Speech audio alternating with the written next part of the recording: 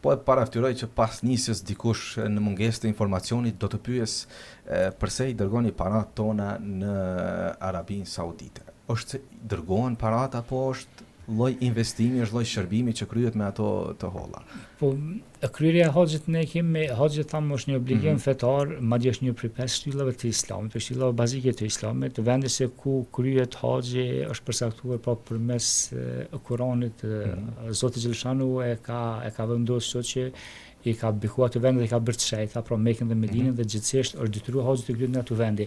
Nuk ka të bëjë këtu kur gjë as me Arabinë Saudite as me vende tjera, po pse është qelluar Mekka dhe Medina në Arabinë Saudite, është diçka tjetër, po ne I morëm si vende të shejta. Pra haxhi kryhet në vendet e shejta në Mekë dhe në Medinë, ato kanë rastisht të jenë domethënë në Arabinë Saudite. Për këtë arsye haxhi duhet të kryhet atje sepse është vendi I caktuar. Nuk mund të bësh haxh sepse haxhi edhe në kohë po edhe në vende të caktuara duhet të jetë.